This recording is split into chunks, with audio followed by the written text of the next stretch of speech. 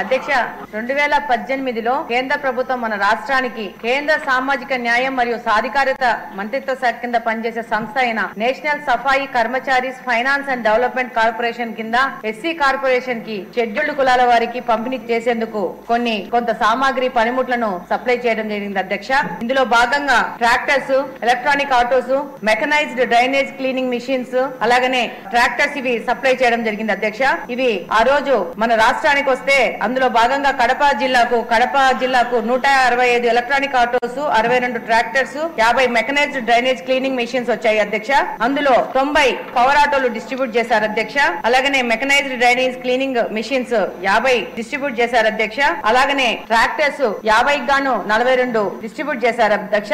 ఇంకా బ్యాలెన్స్ మిగిలిన సామాగ్రి మొత్తము 16 మెకనైజ్డ్ డ్రైనేజ్ క్లీనింగ్ మిషన్స్, అలాగనే పవర్ ఆటోస్ 90, అలాగనే ట్రాక్టర్స్ దాదాపు 16. దీని వాల్యూ దాదాపు 20 కోట్లు అధ్యక్ష. వీటిని 19 తర్వాత ఎలక్షన్ జరిగి ఆ తర్వాత వచ్చిన వైసీపీ గవర్నమెంట్ వీటిని సప్లై చేయలేక వాటిని అలానే పెట్టి మహిళా ప్రాంగణంలో వాటిని వదిలేసింది అధ్యక్ష. ఈ 5 సంవత్సరాలు ఈ యొక్క సామాగ్రి మొత్తము దాదాపు కండెమ్ స్టేజ్ లోకి వెళ్ళిపోయినాయి అధ్యక్ష.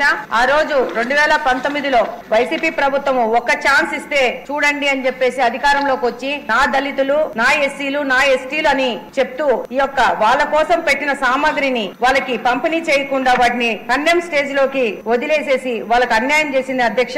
ఇందుకు గాను ఎలక్షన్ ముందు గాని ఎలక్షన్ తర్వాత గాని కలెక్టర్ గారి దృష్టికి తీసుకుపోవడం జరిగింది. దాని ద్వారా తెలుగుదేశం పార్టీ అధ్యక్షుల ఆధ్వర్యంలో శ్రీనివాస్ రెడ్డి గారి ఆధ్వర్యంలో కడపలోని మహిళా ప్రాంగణంలో ఉన్న ఈ యొక్క మిషన్స్ అన్నింటినీ ప్రత్యక్షంగా కలెక్టర్ గారిని తీసుకుపోయేసి అది చూపించడం జరిగింది. దాదాపు 20 కోట్ల యొక్క ప్రభుత్వ ధనము వృధా అయిపోయింది అధ్యక్ష. ఇది ఒక కడపలోనే అయితే మొత్తం రాష్ట్రం మొత్తం ఎన్ని వందల కోట్ల ధనము వృధా అయిందో తెలియని పరిస్థితిలో ఉంది అధ్యక్ష.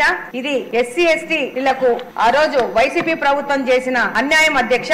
ఇది గ్రౌండ్ రియాలిటీలో చూస్తే నా దళితులు, నా ఎస్సీలు, నా ఎస్టీలు అనుకున్న ప్రతిపక్ష పార్టీలోని నాయకుడు వాళ్ళకి చేరాల్సిన సామాగ్రిని, వాళ్ళకి ఆర్థికంగా స్వావలంబన చేయాల్సిన సామాగ్రిని వాళ్ళకి సప్లై చేయకుండా వాళ్ళకి తీవ్ర అన్యాయం చేశారు అధ్యక్ష. ఈ రోజు చివరిగా మిమ్మల్ని ద్వారా కోరేది ఏంటంటే అధ్యక్ష, ఈ యొక్క 100 కోట్ల విలువైన సామాగ్రి ఎవరి బాధ్యతారహితం వల్ల ఇలా కండెమ్ స్టేజ్ కి వెళ్ళిపోయిందో దాన్ని ఎవరిని బాధ్యులు చేయాలా, దాని మీద విచారణ చేయాల్సిన దాని గురించి తప్పకుండా చర్యలు తీసుకోవాలని కోరుకుంటున్నాను అధ్యక్ష.